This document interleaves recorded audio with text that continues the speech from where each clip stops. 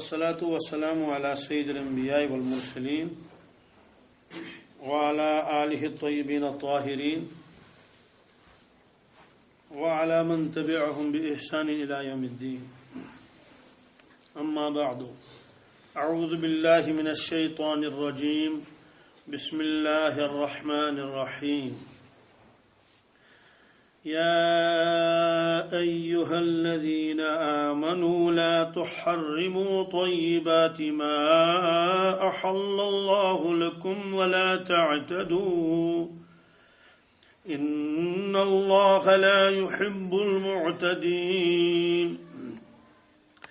وكلوا مما رزقكم الله حلالا طيبا واتقوا الله الذي أنتم به مؤمنون. یہ سورہ مائدہ کی 27ویں اور 28ویں آیت ہے. اس سے پہلے اہل کتاب کا تذکرہ اللہ تبارک تعالیٰ نے فرمایا یہود اور نصارہ کا. اس میں یہ بھی فرمایا کہ یہود زیادہ دشمنی رکھتے ہیں مسلمانوں سے نصارہ کے مقابلے میں، اور اس کی وجہ اللہ تبارک تعالیٰ نے فرمائی. اس سے پہلی جو آیتیں ہیں ان میں فرمایا ذالک بأن منہم قسیسین ورہبانا. اس کی وجہ یہ ہے کہ نصارہ کے اندر علماء ہیں اور رہبان ہیں. رہبان کا مطلب یہ ہے کہ جو تارک دنیا ہیں، دنیا کے مال و دولت کی ان کو ہوس نہیں ہے، خدا ترس ہے. وَأَنَّهُمْ لَا يَسْتَكْبِرُونَ، اور ان میں تکبر بھی نہیں ہے. یہ چیزیں اللہ تبارک تعالیٰ نے ان کے گویا مدح میں فرمائی. اب جب یہ چیز ہے کہ وہ تارک دنیا ہیں اور رہبان ہیں، وہ اسی لیے بہت سارے ان میں نکاح بھی نہیں کرتے ہیں، دنیا کو کوئی مال و دولت اپنے پاس جمع نہیں کرتے ہیں. اگرچہ آج کل کے ویسے نہیں ہیں، وہ تو نام کے رہبان ہوتے ہیں کہ شادی نہیں کریں گے اور گرجا گھروں میں رہیں گے، لیکن ان کے پاس کروڑوں ڈالروں کی دولت ہوتی ہے.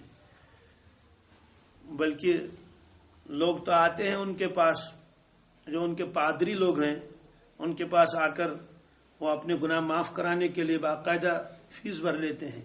ان سے کہتے ہیں کہ میں نے اتنے گناہ کیے ہیں، مجھے بتائیے مجھے کتنا دینا ہے کفارہ. تو وہ حساب کر لیتا ہے، ایک اندازہ لگا دیتا ہے کہ آپ کو اتنے لاکھ ڈالر دینے ہیں. وہ دے دیتے ہیں، وہ سارے روپے تو ان کے پاس آ جاتے ہیں. لیکن رسول اللہ صلی اللہ علیہ وسلم کے زمانے میں جو ان کے راہب تھے، ان کی تعریف اللہ تعالیٰ فرماتے ہیں یہاں کہ یہ چیزیں ان کے اندر تھیں. علماء بھی تھے ان کے اندر، اور رہبان بھی تھے ان کے اندر، اور تکبر بھی نہیں کرتے تھے. یہی وجہ سے ان میں سے بہت سے لوگ بعد میں مسلمان ہو گئے اور رسول اللہ صلی اللہ علیہ وسلم.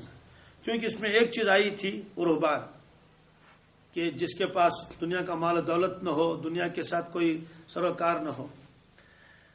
کیونکہ جب یہ آیتیں نازل ہوئی، ممکن ہے کسی مسلمان کے دل میں یہ آئے کہ جب رہبان کی اللہ تعالیٰ نے تعریف کی ہے تو ہم کو بھی راہب بننا چاہیے کہ کچھ بھی نہ کریں. اس کے اوپر اللہ تبارک تعالیٰ نے یہ آیتیں نازل فرمائی. اور ان آیتوں کا شان نزول ایک یہ بھی لکھا ہے کہ حضرت رسول اللہ صلی اللہ علیہ وسلم نے حضرت عثمان ابن مظعون رضی اللہ تعالیٰ عنہ کے دولت خانے پر ایک مرتبہ بیان فرمایا. صحابہ کرام جمع تھے. معلوم یہ ہوا کہ اللہ کے نبی صلی اللہ علیہ وسلم جگہ جگہ اجتماعات فرماتے تھے. کسی کے گھر میں کچھ افراد جمع ہو گئے، وہاں دین کی بات سنا لی، مسجد پاک میں دین کی بات سنا لی. حتیٰ کہ سفر کے دوران بھی رسول اللہ صلی اللہ علیہ وسلم کی عادت شریف یہ بیان کرنے کی. مینا کے میدان میں آپ نے باقاعدہ بیان فرمایا، عرفات کے میدان میں باقاعدہ آپ نے خطبہ دیا.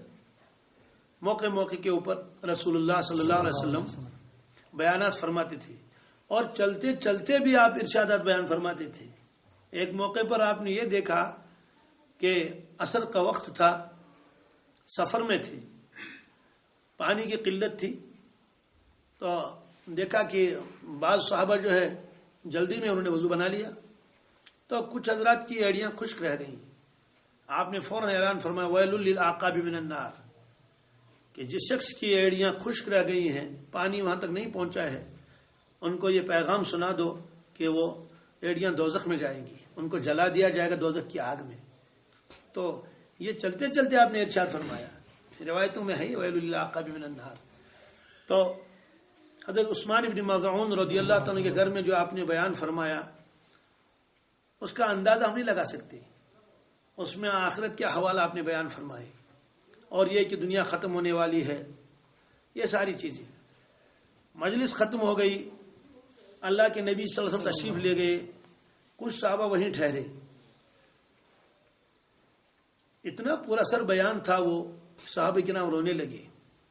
اس کے بعد صحابہ کرام نے آپس میں طے کر لیا کہ ہم عبادت کریں گے، خوب راتوں کو عبادت کریں گے، نماز پڑھ لیں گے، روزہ رکھیں گے دن کو، دنیا کی جو یہ لذائذ ہیں، جن چیزوں میں لذت ہے، ان کو ترک کر دیں گے، خوشبو بھی نہیں لگائیں گے، اچھے کپڑے بھی نہیں پہنیں گے، ٹاٹ پہنیں گے اس کے بدلے میں، اور نکاح بھی نہیں کریں گے۔ جن لوگوں کے نکاح نہیں تھے انہوں نے کہا کہ نکاح ہی نہیں کریں گے، جن کے تھے انہوں نے کہا کہ ہم ان کے ساتھ تعلق نہیں رکھیں گے، اور بعض لوگوں نے یہاں تک کہا کہ ہم اپنے عضو مخصوص کو بھی کاٹ کے رکھ دیں گے تاکہ ختم ہی ہو جائے معاملہ، خیال بھی نہ آئے، کیا کریں گے، ہر وقت اللہ اللہ کریں گے، بس اللہ کی یادوں میں رہیں گے، معمولی سا زندگی بچانے کے لیے کچھ کہیں سے مل جائیں گے، کھائیں گے، باقی دنیا کو چھوڑ دیں گے۔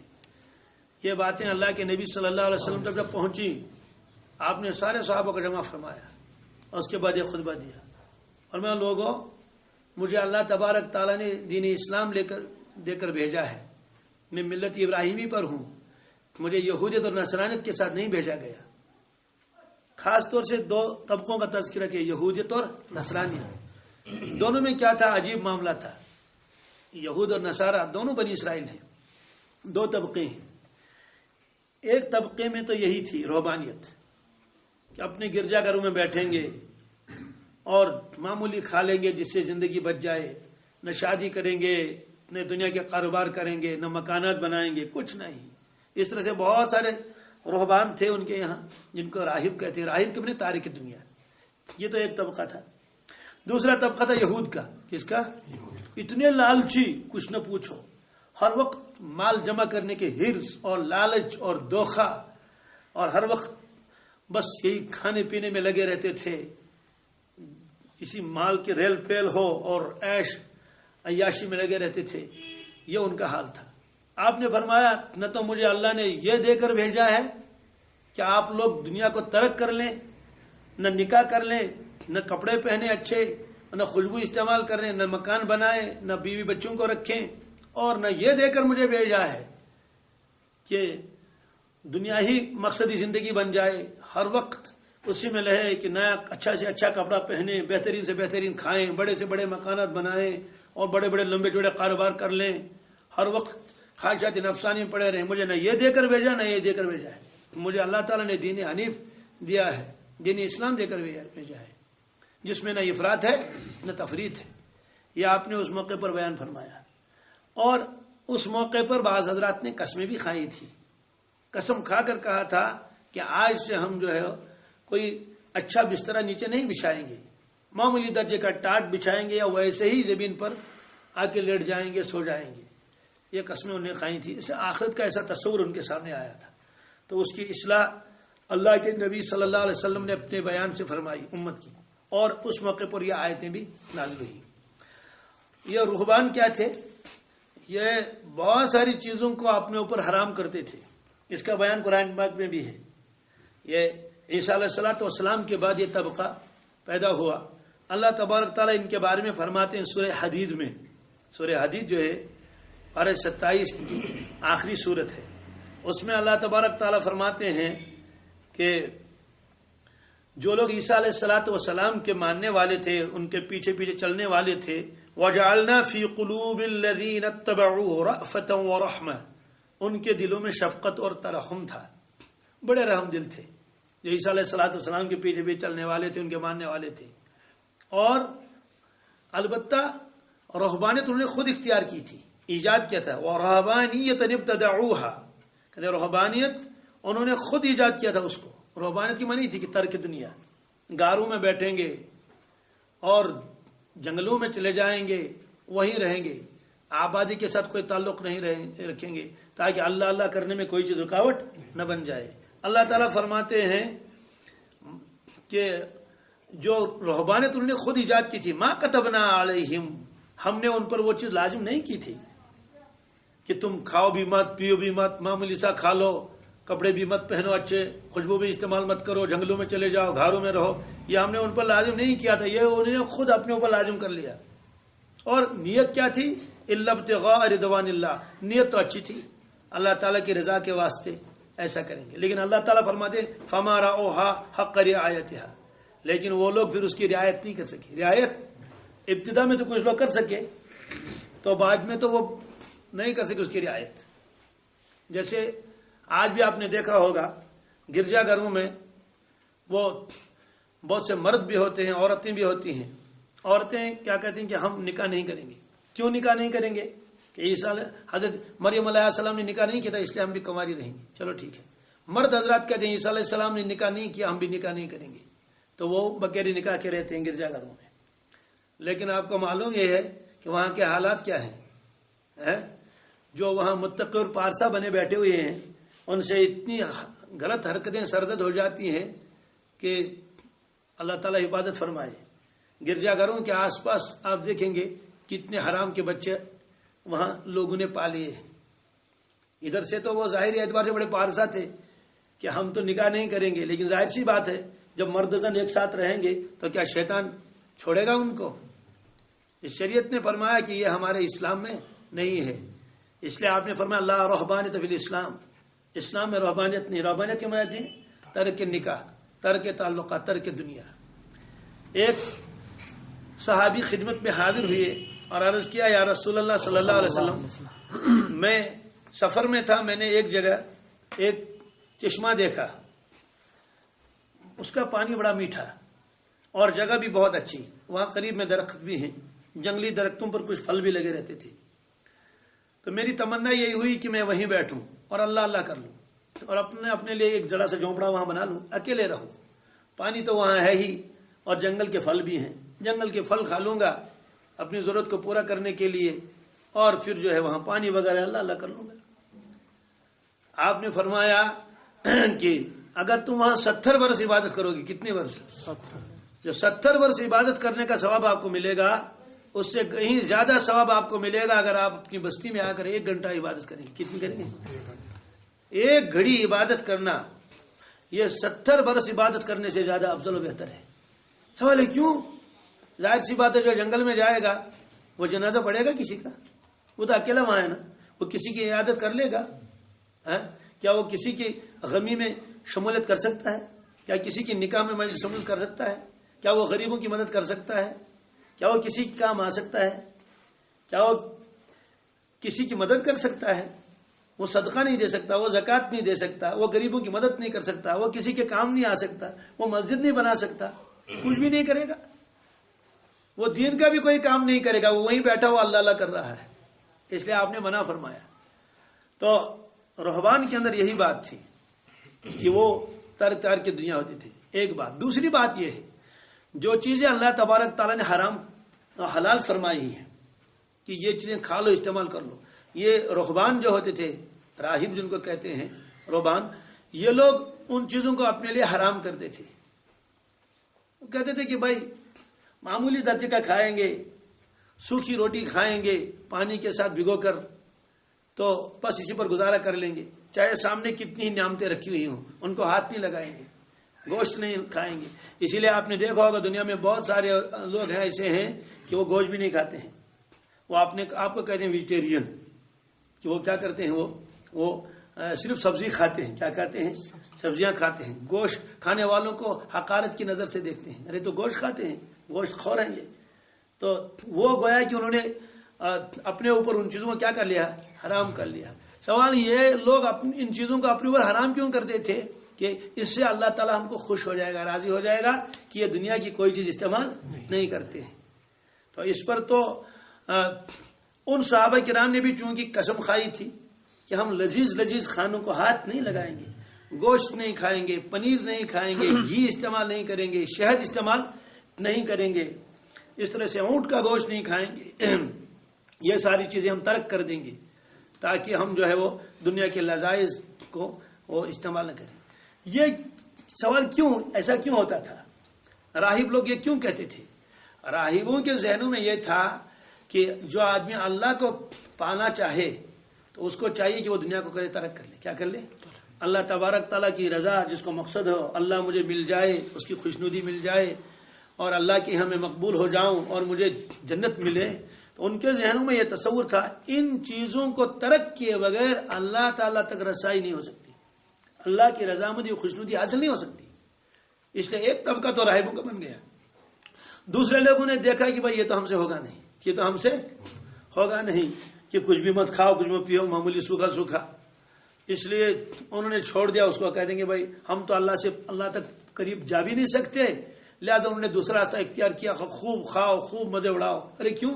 کہتے ہیں یار اللہ تعالیٰ کو تلاش کریں گے تب تو دنیا چھوڑنی پڑے گی، تب تو دنیا چھوڑنی پڑے گی، وہ ہم سے ہوگا نہیں۔ اب دنیا میں رہ کر اب ہم حلال حرام کی تمیز کرنے لگیں گے تو تب بھی تو اللہ تعالیٰ ملیں گے نہیں، لہذا یہ ہے کہ جو سامنے مل جائے وہ کھا لو۔ تو ہوا یہ تھا کہ راہبوں نے حلال چیزوں کو بھی اپنے اوپر حرام کر لیا تھا کہ یہ چیزیں استعمال نہیں کریں گے تب اللہ تعالیٰ ملے گا، اور یہود نے اس کے مقابلے میں حرام چیزوں کو بھی استعمال کرنا شروع کر دیا تھا۔ انہوں نے کہا کہ اب تو حلال و حرام کی مسئلہ ہی نہیں، حلال و حرام کا مسئلہ تو اس وقت تھا کہ اللہ مل جاتے، وہ تو ملیں گے نہیں، وہ تو جب اللہ تعالیٰ ملیں گے ہی نہیں جب تک حلال بھی ترک نہ کریں، اس لیے انہوں نے حرام کو بھی سمیٹنا شروع کر دیا۔ یہ آیتیں نازل ہوئی امت کی اصلاح کے لیے کہ نہ تو اس کی ضرورت ہے نہ تو اس کی ضرورت ہے، وہ بھی خلاف اسلام ہے رہبان بننا، یہ بھی خلاف شریعت ہے، رسول اللہ علیہ وسلم کے طریقے کے خلاف ہے کہ آدمی حلال کو پھاند کر حرام چیزوں کو بھی استعمال کر لے۔ اس کا مفہوم ذہن میں آ گیا؟ یہ صورتحال تھی۔ تو اب یہ آیتیں نازل ہوئی، کیا فرماتے ہیں اللہ تبارک تعالی؟ یا ایھا الذین آمنوا، اے ایمان والو، لا تحرموا، حرام مت کر لو، حرام مت ٹھہراؤ، طیبات ما احل اللہ لکم، ان طیبات، ان پاکیزہ چیزوں کو جو لذیذ چیزیں ہیں، ما احل اللہ لکم، جو اللہ نے تمہارے لیے حلال کر دی ہیں۔ اللہ تبارک تعالیٰ نے یہ چیزیں تمہارے لیے بنائی ہیں، ورنہ اللہ تعالیٰ تو کھانے پینے سے تو بے نیاز ہے، کھانے کی کیا ضرورت ہے؟ مجھے بتائیے اللہ تعالیٰ نے دودھ کس کے لیے پیدا فرمایا؟ فرشتوں کے لیے، اپنے لیے، ہمارے لیے۔ کیلے اور سنگترے، یہ ساری چیزیں۔ تو ایک صاحب ایک جگہ انہوں نے نکاح نہیں کیا، کیوں نہیں کیا واللہ عالم، تو اس کے باپ کو بڑا غصہ آیا ایک مرتبہ، تو اس نے بہت ڈانٹا بیٹے کو، اور ایسا جملہ اللہ کے بارے میں کہا وہ میں یہاں کہہ بھی نہیں سکتا کیونکہ جاہل قسم کا آدمی تھا، تو اس جملے کو تو میں بہرحال چھوڑ دیتا ہوں۔ لیکن دوسرا جملہ کہ اللہ تبارک تعالیٰ نے پھر یہ عورتوں کو کیوں پیدا کیا؟ عورتوں کو کیا ضرورت تھی اللہ تعالیٰ کو پھر عورتوں کو پیدا کرنے کی؟ جب تم شادی کرنے مانتے نہیں ہو تو پھر اللہ تعالیٰ نے عورتیں پیدا کیوں کی؟ اگر مرد ہی مرد پیدا کرنے ہوتے تو انہیں کو کر لیتے۔ تو یہ اس نے اپنے بیٹے کو ڈانٹ کے کہا، مطلب یہ اسے کہتا تھا کہ کیا کر لو، نکاح کر لو، اللہ نے تو عورتیں پیدا کی اسی لیے تاکہ مرد عورتیں ایک ساتھ رہیں اور آگے جو ہے دنیا چلے۔ تو سارے لوگ ایسا ہی کریں گے تو پھر ہوگا کیا؟ اور پھر عورتوں کو نکاح کون کرے گا ان سے؟ تو یہ انہوں نے بتا دیا۔ تو بہرحال نہ تو اس کی اجازت دے دی نہ تو اس کی اجازت دے دی۔ فرمایا کہ اے ایمان والو، حرام مت ٹھہراؤ ان چیزوں کو جو پاکیزہ اور لذیذ چیزیں اللہ نے تمہارے لیے حلال کی ہیں، لکم، تمہارے لیے، تو تمہارے لیے اللہ نے فرمائی، ولا تعتدوا، لیکن حد سے آگے بھی مت بڑھو۔ اب اس کا مطلب کیا ہے؟ یعنی حلال و حرام کے خود مختار مت بن جاؤ، جس چیز کو جی چاہے حلال قرار دیا، جس چیز کو جی چاہے حرام قرار دیا۔ اللہ تعالیٰ نے فرمایا ایسا اختیار تم لوگوں کو بالکل نہیں ہے، یہ اختیار ہم کو ہے، یہ اختیار شریعت کو ہے۔ شریعت جس چیز کو حلال کہے اس کو استعمال کر لو، شریعت جس چیز کو حرام کر دے اس کو حرام مان لو، اس سے بچو۔ اس لیے حلال و حرام کا یہ اختیار تم لوگوں کو نہیں ہے۔ وہ اللہ تعالیٰ یہ چاہتے ہیں کہ جو چیزیں میں نے بندوں کے لیے بنائی اس کو استعمال کر لیں۔ ایک حدیث میں ہے ایک شخص اللہ کے نبی صلی اللہ علیہ وسلم کی خدمت میں آیا بہت ہی پھٹے پرانے کپڑے پہن کر. نور باطن سے اللہ کے نبی صلی اللہ علیہ وسلم کو یہ معلوم ہوتا تھا اس شخص کی حالت کیا ہے. ظاہر سی بات ہے آپ سے زیادہ نور باطن کس کا ہو سکتا ہے. اسی لیے عقل حیران ہو جاتی ہے. 10 شخص ایک سوال کر لیتے ہیں جواب الگ الگ. جواب جی ایک شخص نے عرض کیا کہ ای الاعمال افضل، سب سے بہترین عمل کون سا ہے اسلام میں جس کو میں کر لوں؟ آپ نے فرمایا والدین کی خدمت. والدین کی. دوسرا شخص بھی یہی سوال کر رہا ہے کہ سب سے اعلیٰ افضل عمل اسلام میں کیا ہے؟ آپ نے فرمایا غربا کو کھانا کھلانا. غربا کو. تیسرا شخص بھی یہی سوال کر رہا ہے کہ ای الایمان افضل، ای الاعمال افضل، اسلام میں سب سے پسندیدہ عمل کون سا ہے؟ آپ نے اسے فرمایا کہ رات کو نماز پڑھ لینا. رات کو. تو ظاہر سی بات ہے سوال اگر ایک ہی ہے تو جواب ایک ہی کیوں نہیں؟ جواب ایک ہی ہونا چاہیے نا. اس کی وجہ کیا ہے؟ اللہ کے نبی صلی اللہ علیہ وسلم دیکھتے تھے اس شخص کے اندر کس چیز کی کمی ہے، اس کمی کو آپ دور کرنا چاہتے تھے. یہ تو بالکل ایسا ہے جیسے ایک استاد اسکول میں ہے، اب بچے آ کر اس سے پوچھتے ہیں کہ سر ہم کو زیادہ محنت کس سبجیکٹ میں کرنی چاہیے. اب استاد کو معلوم ہے کہ انہوں نے ان کا ایگزام کئی مرتبہ لیا ہے تو ان کے بچوں کے جو آنسر پیپر ہیں وہ ان کے سامنے رکھے ہوئے ہیں، تو ان کو معلوم ہے کہ اس بچے کے تو اردو میں تو اچھے مارکس ہیں اس کی اور میتھ میں بھی، لیکن انگلش ان کا جو ہے وہ کمزور ہے. اب یہ پوچھتا ہے کہ سر سب سے زیادہ محنت کس سبجیکٹ میں کرنی چاہیے؟ تو استاد اس کو دیکھ کر کہتا ہے اور ان کو معلوم ہے کہ ان کی کمزوری ہے، اس کا بیٹے انگلش میں محنت کرنی چاہیے، اس کی ضرورت بہت ہے. اب دوسرا بھی یہی سوال پوچھتا ہے کہ سب سے زیادہ محنت کس میں کرنی ہے، اور اس کو معلوم ہے انگلش کا اچھا ہے، اس میں اس کے نمرات بہت اچھے ہیں، لیکن اردو کی تحریر اس کی اچھی نہیں ہے، انہیں لکھائی اس کی نہیں ہے اور اردو میں کمزور ہے. تو اسے کہتے ہیں کہ بیٹا سب سے زیادہ محنت تو اس وقت اردو کی کرنی چاہیے. کس کی؟ اس کی ضرورت ہے. اب تیسرا بھی یہی سوال کر لیتا ہے، اس کو اور کسی کتاب کو مشورہ دیا. سوال ہے کہ سوال تو ایک ہی تھا نا، جوابات الگ الگ کیوں دے؟ جواب الگ اس لیے دیے کہ جس طالب علم کے اندر جس سبجیکٹ کی کمزوری نظر آئی اس کو مشورہ دیا کہ آپ اس میں ذرا محنت کر لیں. باقی چیزوں میں تو گویا کہ آپ کو مزید محنت کرنے کی ضرورت نہیں ہے، اس میں تو آپ اچھے ہیں. تو اللہ کے نبی صلی اللہ علیہ وسلم کے سامنے جب ایک ہی سوال کیا جاتا جوابات الگ الگ ہوتے تھے. تو ایک نے سوال کیا اس کا جواب کچھ اور ہے، دوسرے نے سوال کیا اس کا جواب کچھ اور ہے، تیسرے سوال اس کا جواب کچھ اور ہے، تو جوابات الگ الگ ہوتے تھے. تو اس طرح سے ایک شخص اللہ کے نبی صلی اللہ علیہ وسلم کی خدمت میں حاضر ہوتا ہے اور وہ اجازت چاہتا ہے، وہ اجازت چاہتا ہے کہ میں اپنا سارا مال اللہ کے راستے میں خرچ کرنا چاہتا ہوں، سارا مال خرچ، تاکہ مال ہی نہ رہے. آپ نے منع فرمایا کہ بالکل نہیں، سارا مال خرچ کرنے کی اجازت نہیں ہے. اس طرح سے لوگ آ کے سوالات کرتے تھے، آپ ان کے سوالات کے ادھر سے جوابات دیتے تھے. جس چیز کی ضرورت اس کے اندر ہوتی تھی اس چیز کا جواب ان کو دے دیتے تھے. اس سے جوابات آپ کو ہر جگہ کیا الگ الگ ملیں گے. اسلام میں سب سے اہم عمل کون سا ہے؟ آپ نے جواب میں یہ فرمایا. تو یہ حلال و حرام اپنے اوپر چیزوں کو حلال کرنا یا چیزوں کو اپنے اوپر کیا حرام کرنا، اس کی اجازت نہیں. یا ایھا الذین آمنوا لا تحرموا طیبات ما احل اللہ لکم، اے ایمان والو ان چیزوں کو حرام مت کر لو جو چیزیں اللہ تعالیٰ نے تمہارے لیے پیدا کیے حلال فرمائے تمہارے لیے، ان کو استعمال کر لو. ولا تعتدوا، حد سے مت بڑھو. یہ جملہ بہت عجیب ہے، حد سے مت بڑھو. کیا مطلب ہے اس کا؟ میں نے جس چیز کو حلال کیا آپ اس کو حرام کر رہے ہیں، یہ تو حد سے بڑھنا ہے. اور جس چیز کو میں نے حرام کہا آپ اس کو حلال کہتے ہیں، یہ بھی تو حد سے بڑھنا ہے. تو شارحین نے لکھا ہے حد سے آگے بڑھنے کی ایک ہی شکل نہیں ہے، مختلف شکلیں ہیں. کیا؟ حلال کو حرام بنانا اپنے عقیدے کے اعتبار سے، میں اس کو استعمال نہیں کروں گا، حرام کر دیا اس چیز کو، حد سے بڑھ گیا. شریعت نے کہا یہ حلال ہے، تم حرام اس کو کہتے ہو. اور جو چیز شرعن حرام ہے اس کو حلال سمجھنا حد سے بڑھنا ہے.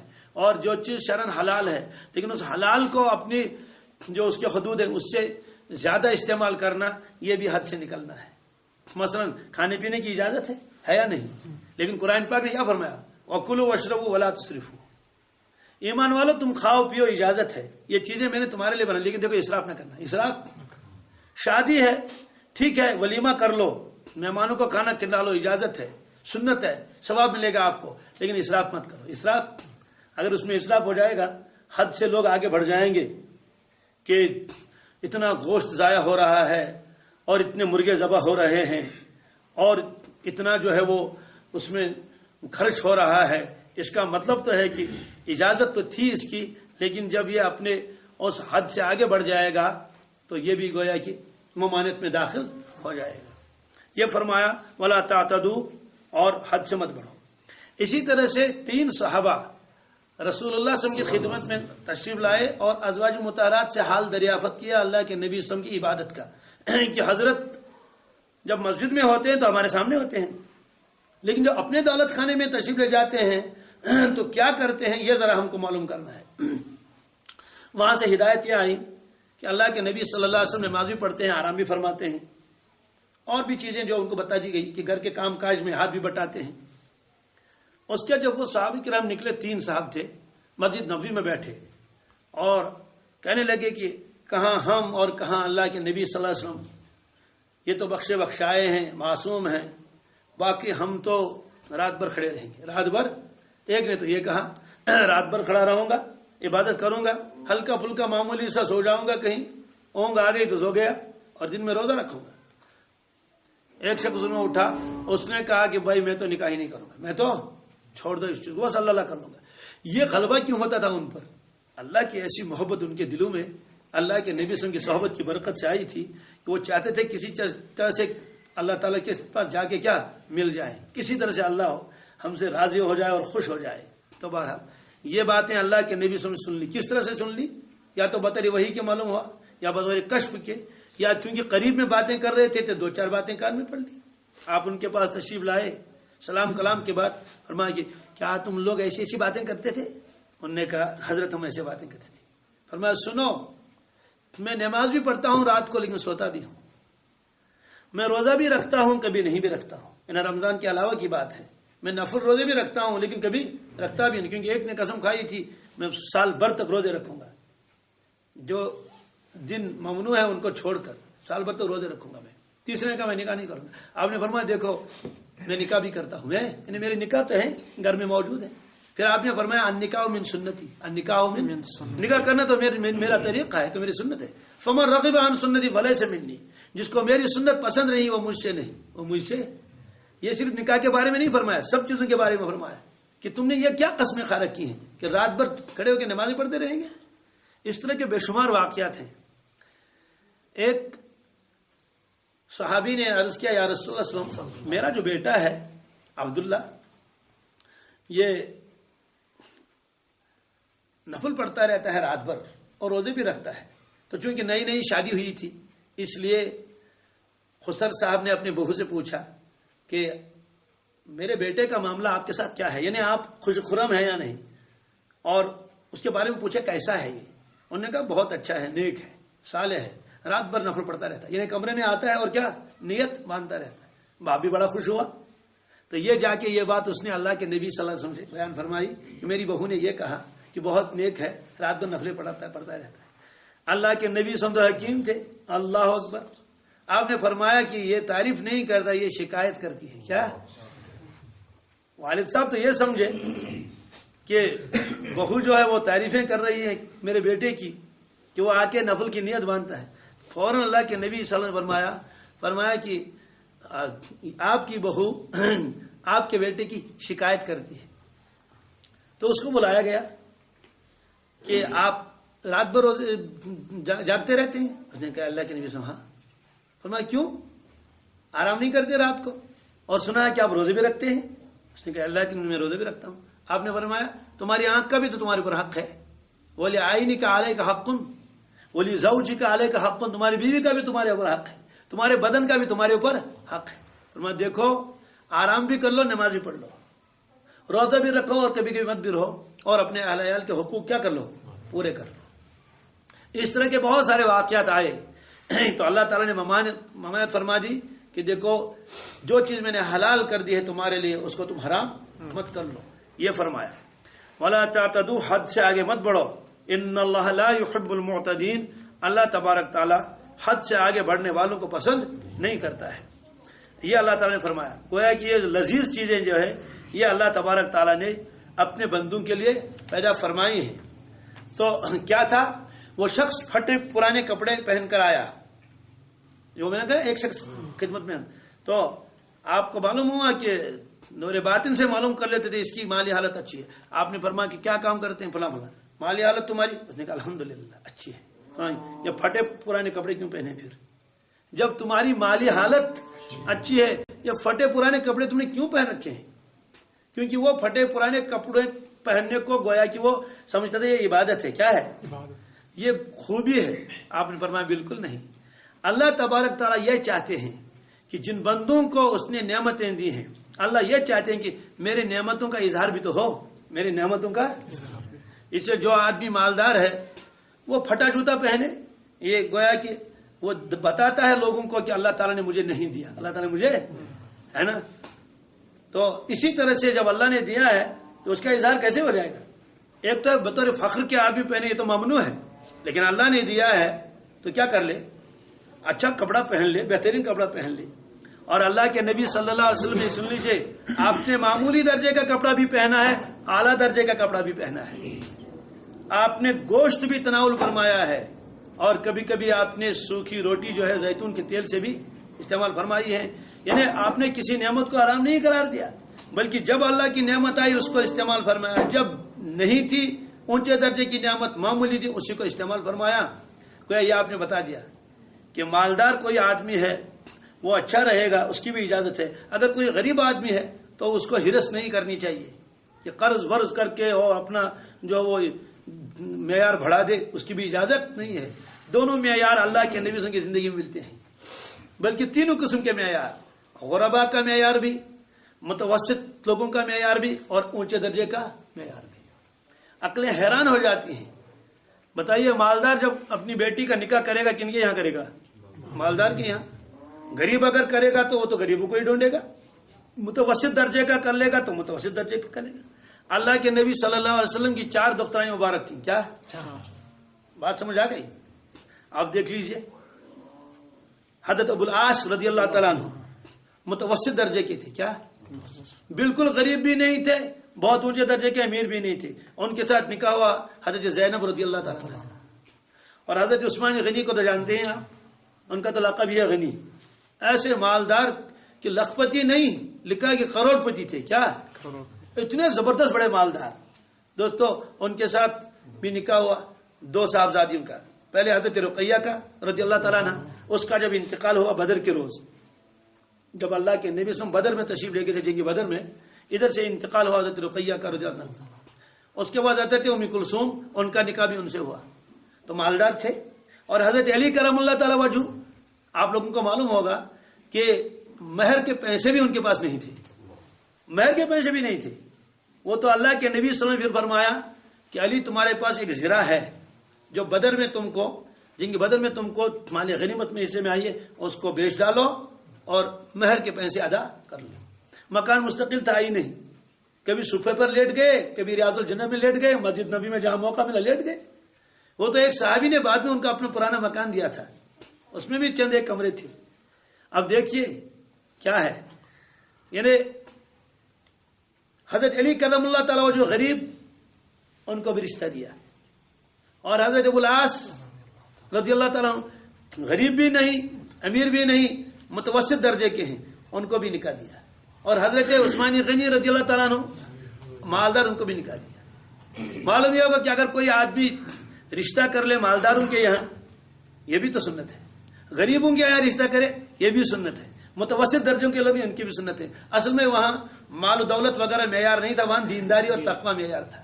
چونکہ یہ مضمون مجھے اس وقت عرض نہیں کرنا ہے کہ یہ سب کیوں ہوا، وہ سب ہوا تقوی اور مالداری کی بنیاد پر، اس پر تقوی اور پرہیزگاری کی بنیاد پر ہوا، وہ مال دیکھ کر نہیں ہوا. ہاں یہ تو الگ مسئلہ ہے کہ غریب چاہتا ہے کہ جو ادھر سے ہو وہ بھی کیا ہو، غریب ہی ہو، تاکہ دونوں جو ہے وہ ایک طرح کے وہ ہوں، ایک معیار کے ہوں. امیر تو چاہتا ہے کہ امیر ہی ہو، وہ تو الگ مسئلہ، کفو کا مسئلہ ہے وہ. بہرحال یہاں آپ نے فرمایا کہ پھٹے پرانے کپڑے مت پہنو، اللہ نے تم کو بہت دیا ہے، جا کے کیا کر لو، نئے کپڑے پہن کے آ جاؤ، اچھے کپڑے پہن کے آ جاؤ. اللہ تبارک تعالیٰ یہ چاہتے ہیں کہ آپ کے بدن پر وہ نعمت کا اثر بھی دیکھ لیں. اظہار نعمت، اسراف نہیں، تکبر نہیں. حدیث پاک میں ہے جو آدمی لوگوں کو دکھلانے کے لیے جوڑا پہنے گا اتنا بڑا جوڑا، اتنا قیمتی.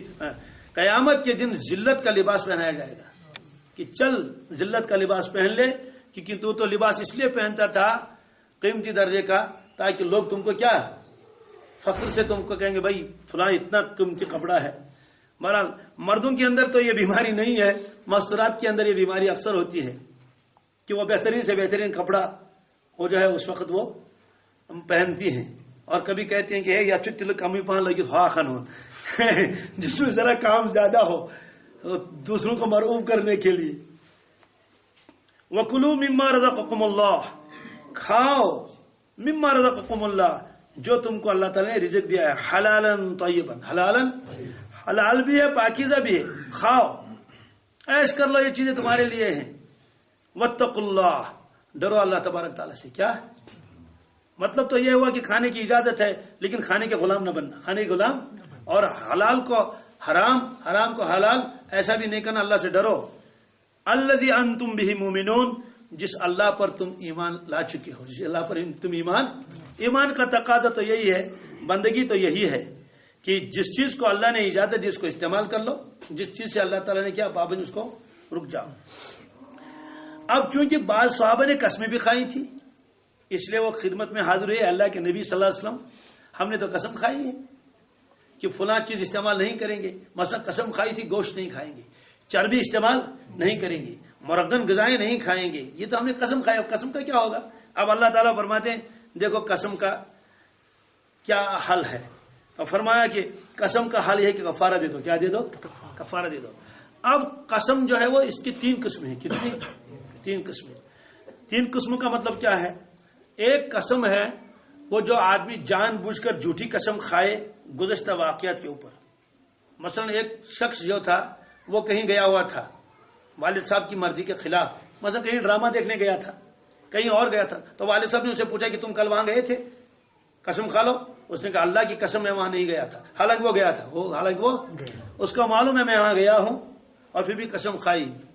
اس کو یمین غموس کہتے ہیں. کیا یمین غموس اس کو کہتے ہیں شریعت کی اصطلاح میں.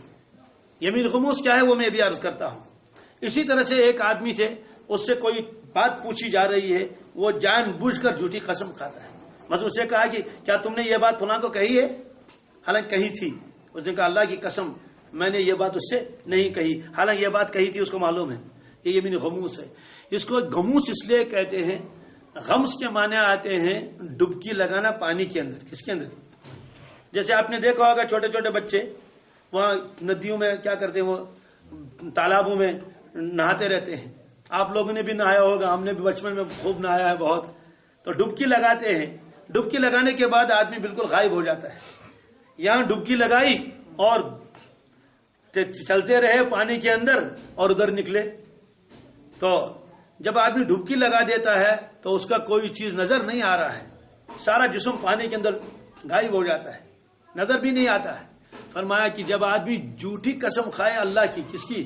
جھوٹ بولنا تو ویسے ہی ممنوع ہے، پھر اس کے ساتھ قسم بھی کھائی. دیکھو گناہ کے سمندر میں وہ ایسے ہی ڈوب گیا جیسا وہ آدمی اپنے آپ کو پانی میں ڈوبا دیتا ہے. وہ یہ تو ڈوب ہی گیا، اس کا انگ انگ گناہ میں ڈوب گیا، اس کا کوئی عضو بھی گناہ کے بغیر نہیں رہا، سارا وجود اس کا گناہگار ہو گیا. ایسا زبردست گناہ. کیوں؟ ایک تو جھوٹ، ایک تو جھوٹ تو ویسے ہی ممنوع ہے، گناہ کبیرہ ہے، اور جھوٹ کے اوپر اللہ کی قسم. کس کی؟ اللہ کی قسم کھائی اس نے. اب قسم آدمی کیوں کھاتا ہے اس کی تفسیر آگے آئے گی. تو یہ یمین غموس ہے. دوسرا یمین ہے اس کو کہتے ہیں یمین لغو. کیا؟ یمین لغو مانے فضول قسم، بیکار. یمین لغو کیا ہے؟ یمین لغو اس کی مختلف صورتیں ہیں.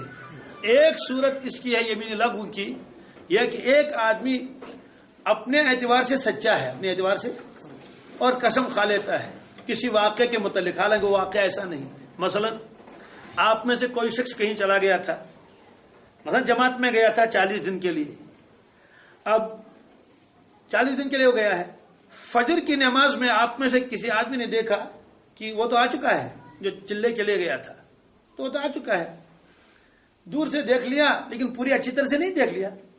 تو اب جب دن میں دوسرا آدمی ملا، اس نے کہا فلاں تو چلے میں گیا، اس نے کہا وہ تو آ چکا ہے. اس نے کہا نہیں ابھی تو نہیں آیا، اس نے تو مجھے کل فون کیا. اس نے کہا قسم اللہ کی میں نے مسجد میں دیکھا صبح، اللہ کی قسم میں نے اس کو مسجد میں دیکھا، حالانکہ اس کو مغالطہ لگ گیا تھا، وہ اس کا بھائی تھا، کیا تھا، یا اس طرح سے دونوں کی شکلیں کبھی ملتی جلتی یا وہ ایسے ہی دیکھ لیا، تو اپنے اعتبار سے تو وہ سچا ہے، اپنے اعتبار سے وہ سچا ہے اور قسم کھا لیتا ہے، لیکن حقیقت میں وہ واقعہ ایسا نہیں ہے۔ سوال ہے کہ کیا یہ ایسا ہی گناہگار ہو جائے گا جیسے پہلے والا؟ کہتے ہیں نہیں، یہ گناہگار نہیں ہو۔ کیوں؟ یہ تو اپنے اعتبار سے سچ کہہ رہا ہے نا، لیکن حقیقت میں یہ بات اس کے خلاف ہے جو یہ بیان کر رہا ہے، اس کو یمین لغو کہتے ہیں۔ اور ایسے ہی یمین لغو میں وہ قسمیں آتی ہیں جو آدمی قسم تو نہیں کھاتا ہے لیکن اس کے زبان پر یہ تکیہ کلام ہے، کیا اس کو عربی میں کہتے ہیں لا واللہ ولا باللہ، یہ کشمیری میں بھی وہ آ جاتا ہے، تو چائے چھے کیا چھے تا بنائی چمنو تا چو اکا بلا بنائی چمنو بلا بنائی تم تم ستا چھٹکا چار کا دونوں آدمی پھر آ پیالا بات تو بجا گئی۔ پہلے تو اس نے بلا کا لفظ کہا ہے نا، لیکن ظاہر سی بات ہے یہاں قسم خانی مراد نہیں ہے، یہ تو زبان سے ویسے ہی نکلا، ہاں چائے چو بلا بنائی چمنو، تم نے کہا چا آگ پیالا تو آپ اس کے بعد پی لیا۔ تو بعض علماء کرام نے تو اس کو بھی کہا یمین لغو ہے، کیا ہے، کیونکہ جان بوجھ کر اس نے قسم بھی نہیں کھائی اور اس کے ارادہ بھی نہیں تھا پختہ کہ میں قسم کھاتا ہوں میں ان کے گھر چائے نہیں پیوں گا۔ تو بہرحال لیکن احتیاط تو ان قسموں کی بھی کرنی چاہیے، وہ آگے آئے گی آیت واحفظوا ایمانکم، لوگوں اپنے قسموں کی حفاظت کر لو، کیا کر لو، اور بار بار قسم کھانا یہ بھی اچھا نہیں۔ اللہ تبارک تعالیٰ نے فرمایا ولا تجعلوا اللہ عرضۃ لایمانکم، لوگوں تم اللہ تبارک تعالیٰ کے مقدس نام کو نشانہ مت بناؤ، بات بات پر قسم مت کھاؤ۔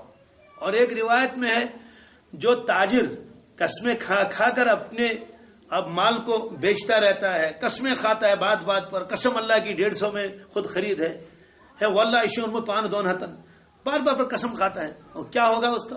فرمایا کہ اس کے تجارت کی برکت اللہ تعالیٰ ختم کر دیں گے، اس کا تجارت بے برکت ہو جائے گا، چاہے وہ اپنے بات میں سچائی ہے، جھوٹ نہیں بول رہا ہے، وہ کہتا ہے کہ قسم اللہ کی یہ 150 میں، لیکن قسم کھانے کی ضرورت ہی کیا ہے، کیا ضرورت ہے بار بار اللہ تعالیٰ کی قسم کھا لینا؟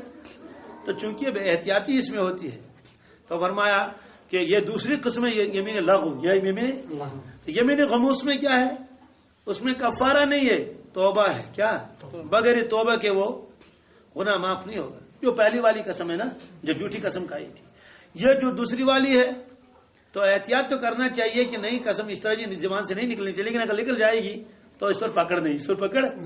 تیسری قسم ہوتی ہے اس کو کہ یمین منعقدہ، جو یہاں مراد ہے، کیا یمین منعقد کے معنی آتے ہیں ایک آدمی اپنے ارادے سے قسم کھا لیتا کسی چیز کے کرنے یا نہ کرنے کے بارے میں، کرنے یا نہ کرنے، جی اب اس کو چاہیے کہ وہ یہ غور کر لے میں نے کیا قسم کھائی ہے، اگر وہ قسم اس چیز پر کھائی ہے کہ اس کو توڑنا بہتر ہے تو اس کو توڑنا چاہیے، اس قسم کو میں بھی اس کی مثال بتاتا ہوں پھر کفارہ دے، اور اگر وہ ایسی چیز ہے جس کو توڑنا نہیں ہے بلکہ رکھنا برقرار ہے تو رکھنا چاہیے برقرار۔ مثال کیا ہے، کل ہی میرے پاس ایک مسئلہ آیا تھا کہ یہاں ایک آدمی نے قسم کھائی تھی میں فلاں آدمی کے ساتھ بات نہیں کروں گا، قسم کھائی، اللہ کی قسم کھا لی یا کس کی کہ میں اس سے بات نہیں کروں گا، اب وہ مسئلہ پوچھ رہا تھا، اب اس کو مجبوری ہے، کوئی ایسی مجبوری آئی ہے اس کو تو بات کرنی پڑے گی، اب کیا کرے گا؟ ظاہر سی بات ہے دوسرے کے ساتھ بات کرنے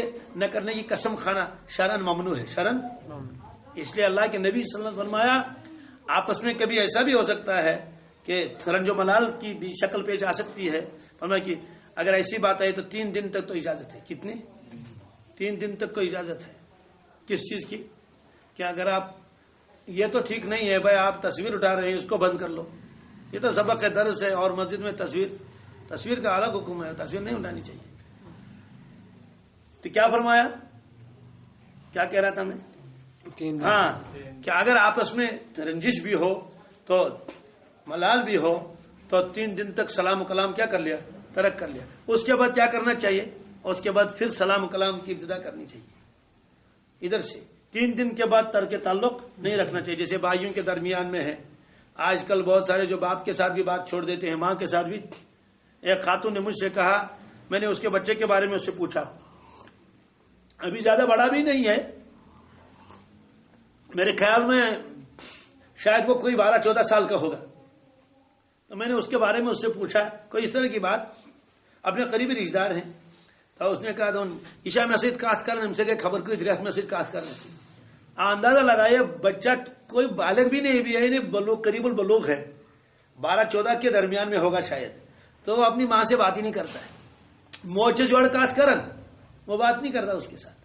تو اس طرح سے اگر آپس میں ہو تو فرمایا 3 دن تک کی اجازت ہے. کیا 3 دن، جب تک تھوڑا سا آپ کا وہ جو ٹیمپریچر جو ہے تھوڑا ڈاؤن ہو جائے اور غصہ وغیرہ بیٹھ جائے اس کے بعد تو بات کرنی چاہیے. تو 3 دن کے بعد بات کر لو. نہیں کریں گے پھر بھی ترک تعلقات رکھیں گے تو حدیث پاک میں ہے کہ اگر یہ دعا مانگے گا تو اس کی دعا بھی قبول نہیں، اس کی دعا بھی قبول نہیں. اللہ تعالیٰ فرمانے پہلے تم اپنا معاملہ کیا کر لو، درست کر لو. اللہ تعالیٰ یہ نہیں چاہتے ہیں کہ مسلمانوں کے درمیان میں آپس میں کیا ہو، نفرتیں ہوں اور بالکل جو ہے وہ ادھر چلا جائے ادھر چلا جائے، آپس میں میل جول نہ ہو، بات چیت نہ ہو، وہ محبت نہ ہو. اللہ تعالیٰ یہ نہیں، اللہ تعالیٰ چاہتے آپس میں کیا رہیں، بھائی بن کر رہیں، محبت کے ساتھ رہیں. انما المؤمنون اخوہ. تو چونکہ ترک کلام کی وجہ سے پھر ترک تعلقات بھی ہو جاتے ہیں. کلام تو ابتدا ہے نا تعلقات کی، جب کلام سلام نہیں ہے تو تعلقات ختم ہو جاتے ہیں. تو اس طرح سے قسم کھائی کسی نے، میں فلاں کے ساتھ بات نہیں کروں گا، بات کرنی پڑے گی. بات ایسی قسم توڑنی ضروری ہے. لیکن کسی لڑکے نے قسم کھائی میں سگریٹ نہیں پیوں گا، کیا قسم کھا لی؟ ایسے بھی واقعات آتے ہیں. اداز میں سمت قرآن پاکس بڑا تھا بچوں نے سگریٹ کیا مگر موجودات کیا بنے گا اس کا، ہے نا. ظاہر سی بات ہے ایسی قسم کو تو پورا کرنا چاہیے، نبھانا چاہیے. کیا مطلب ہے بھائی میں نہیں پیوں گا، اسے یہ کوئی اچھی چیز نہیں ہے. تو چلو ٹھیک ہے، اب کیا کر لے، اب اس سے تو بات کرنی پڑے گی. میں نے کہا اس سے بات کر لو، اس لیے کہ ترک تعلقات ٹھیک نہیں ہے. ٹھیک بات تو کر لی، لیکن قسم کا کیا ہوگا؟ قسم کا دینا ہے کفارہ، قسم کا دینا ہے. ایسے جس نے سگریٹ نہ پینے کی قسم کھائی تھی اور اب سگریٹ پی لی. یا بعض ایسے بھی ساتھی ہیں جو ہمت کر لیتے ہیں کہ میں نے قسم کھائی میں فلم نہیں دیکھوں گا. کیا بالکل نہیں دیکھنی چاہیے، حرام ہے. وہاں تو بالکل نامحرم عورتیں ہوتی ہیں اور وہ جو بے پردہ ہیں. جو ان عورتوں کا دیکھنے کا حکم ہے نا، جو بازار میں چلتی پھرتی ہیں، وہی حکم تو ان کا بھی ہے. اسے وہ بھی تو عورتیں ہیں. بات سمجھ آ گئی؟ بلکہ اس عورت کو دیکھ کر تو آدمی ذرا نگاہیں نیچے بھی رکھ سکتا ہے. سدبنا تو بھائی کیا خوش میں دول دول کہہ سکتا نہیں کہہ سکتا. یہاں تو کچھ نہ کچھ پھر بھی حجاب اور یعنی ایک ہچکچاہٹ تو آ ہی سکتی ہے ایک. لیکن جو آپ اس میں اسکرین میں دیکھ لیں گے تو آپ کو تو کوئی حجاب ہی نہیں آئے گا. ادھر بھائی مولوی کیا داڑھی بول کیا میں اللہ بول فچن دوڑ وڑ تو تم کچھ دول وچن. لیکن آپ اس کو دیکھتے رہیے تو آپ کو ہچکچاہٹ بھی نہیں آئے گی نا. اس لیے اس کا حکم زیادہ خطرناک ہے. یہاں تو پھر بھی حیا کا کوئی نہ کوئی پہلو آدمی کو وہ رکاوٹ بن جاتا ہے، وہاں تو کوئی بھی رکاوٹ نہیں بن جاتا ہے. اس لیے جو حکم اس کا وہ حکم اس کا حکم اس سے زیادہ خطرناک ہے. کیونکہ وہاں تو بالکل خوب آدمی جو ہے وہ خوب مزے لے لے کر وہ دیکھے گا، اور وہ تو بالکل ہی برہنہ ہوگی، نیم برہنہ اور کیا کیا. تو قسم کھائی تھی میں ایسے فلم نہیں دیکھ لوں گا، اتفاقاً دیکھ لی فلم. اب کیا ہے، کیونکہ قسم کھائی تھی تو کفارہ دینا پڑے گا. کفارہ دینا، کفارہ کیوں؟ اللہ کے نام کی تو عظمت بھی دل میں ہونی چاہیے نا. جب اللہ کے نام کے ساتھ اس نے قسم کھائی تو پورا کرنا پڑے گا. اب یہ الگ مسئلہ ہے کن کن چیزوں کی قسم کھانی چاہیے، کن کن چیزوں کی قسم نہیں کھانی چاہیے. مضمون تو پہلے بھی آ چکا ہے کئی مرتبہ، میں ذرا سا اس کو دہراتا ہوں. پھر کیا غیر اللہ کی قسم کھانا ممنوع ہے؟ غیر اللہ کی قسم کھانا، جی، باپ کی قسم، ماں کی قسم، کٹھی دری، اچھنی گاشی دری، نکن دری، یہ سارے قسمیں جو ہے کیا معاجز دری ممنوع ہے. تو کابش دری ممنوع ہے. بعض لوگ تو اللہ کے نبی کی قسم کھاتے ہیں، بالکل ممنوع ہے. بالکل ایسا نہیں کرنا چاہیے. حتیٰ کہ قرآن کی بھی قسم نہیں کھانی چاہیے. کس کی؟ قرآن اجدری. اور اگر قرآن پاک کی قسم کھائی تو قسم لازم ہو جائے گی. قسم اگرچہ نہیں کھانی چاہیے تھی لیکن قسم پھر بھی لازم ہو جائے گی. قرآن چیدری سگریٹ چمنے کی تو قسم منعقد ہو گئی. اب کیا نبھانا پڑے گا. جو ہی سگریٹ پی لے گا کفارہ دینا پڑے گا. تو سب سے پہلی بات تو یہ ہے کہ غیر اللہ کی قسم نہیں کھانی چاہیے. تو قسم جب کھانی چاہیے کس کی؟ اللہ تبارک تعالیٰ کی. قسم کیوں کھائی جاتی ہے، اس کی کیا وجہ ہے؟ یہ بھی اسلام میں ہے. قسم اس ذات کی کھائی جاتی ہے گویا وہ اپنے مخاطب کو یہ بتانا چاہتا ہے اگر میں غلط بول رہا ہوں تو وہ پکڑے گا مجھے. اس کا معلوم ہے سب کچھ، وہ قادر ہے. تو وہ صرف اللہ کی ذات ہے جس کو دل کا حال بھی معلوم ہو. اس لیے اللہ کی قسم کھا سکتے ہیں، اللہ کے علاوہ اور کسی قسم نہیں کھا سکتے. پھر دوسری بات گویا کہ وہ اس وقت گواہ بناتا ہے کس کو؟ اللہ تبارک تعالیٰ. تو ظاہر سی بات ہے دو آدمی آپس میں بات کر لے ہیں، اب گواہ رکھنا ہے نا، قسم کے ذریعے. تو کس کو رکھیں گے؟ قسم کے ذریعے سے اللہ کو گواہ رکھنا ہے نا. اس لیے اللہ کی قسم کھا کر کہتا ہے.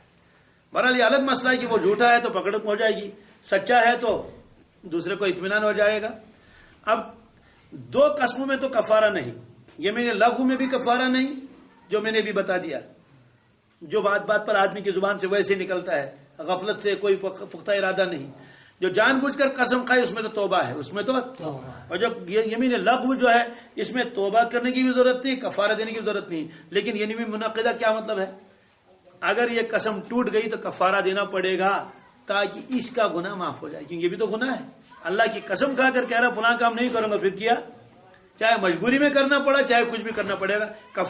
کفارہ کیا ہے؟ یہ کفارہ کی آیت ہے. کیا فرماتے ہیں اللہ تبارک تعالی؟ لا یؤاخذکم اللہ باللغو فی ایمانکم. لا یؤاخذکم اللہ تعالیٰ تم کو پکڑے گا نہیں، مواخذہ نہیں فرمائیں گے، باللغو فی ایمانکم، تمہارے ان قسموں میں جو لغو ہیں. کیا ہے؟ بےہودہ اور بیکار قسم کی قسم ہے، اس پر اللہ تعالیٰ تم کو پکڑیں گے نہیں. ولیکن یؤاخذکم، ولیکن اللہ تعالیٰ ضرور پکڑے گا تم کو، بما عقدتم الایمان، جن قسموں کو تم نے مضبوط بنایا ہے. کیا؟ جان بوجھ کر آپ نے قسم کھائی، اپنے ارادے سے اللہ کی قسم کھائی ہے کسی بھی چیز کے اوپر، اگر تم نے اس پر وہ نبھایا نہیں تو پکڑ ہوگی. کیا؟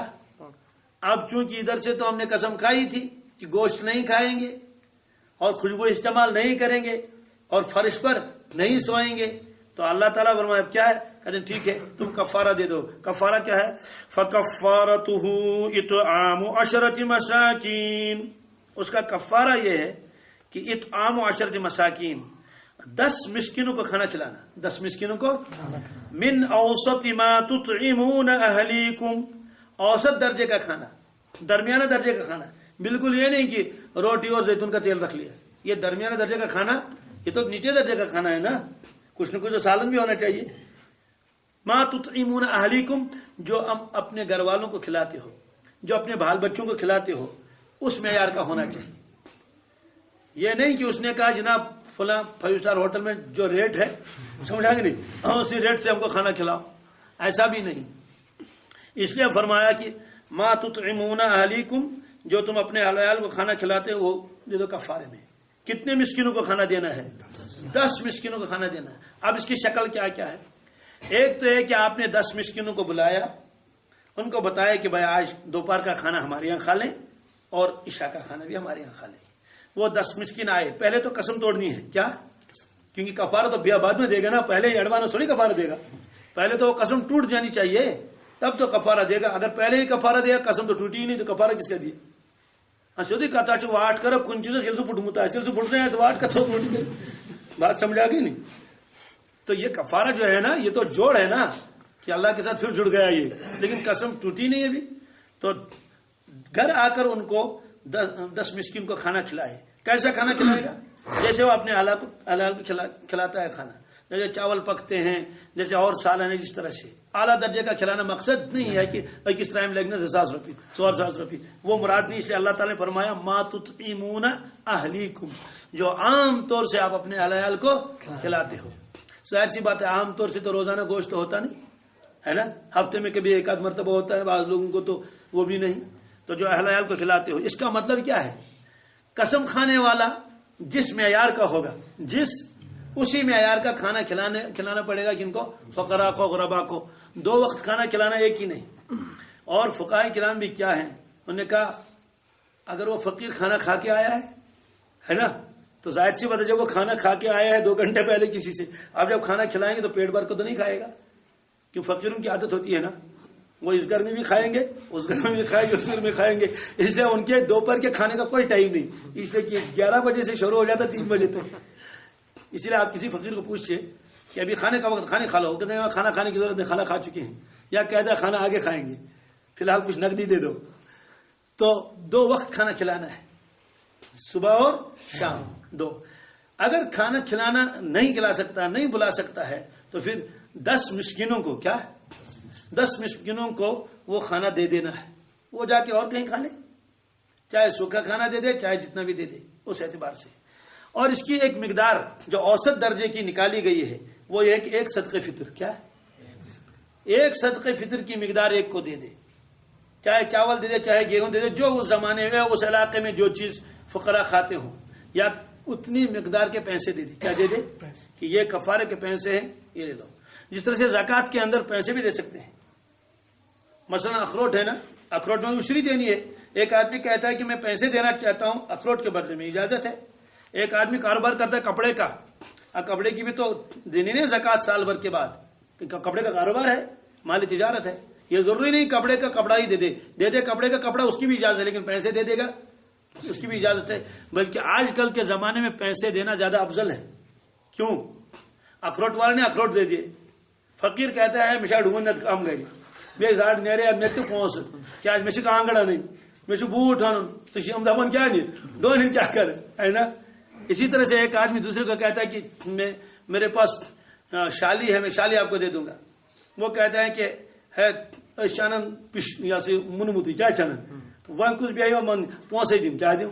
تو پیسے ایک ایسی چیز ہے جس سے آدمی غریب اپنے ضرورتوں کو پورا کر سکتا ہے. اچھی بات ہے. ایک آدمی کو گیس سلنڈر کی ضرورت ہے، کس کی؟ آپ اس کو کپڑا دے رہے ہیں، وہ کہتے ہیں کہ ہے پلوشیش گتل پلوشیش مگر میں کو کس کیا پہنچ میں یہ آسان.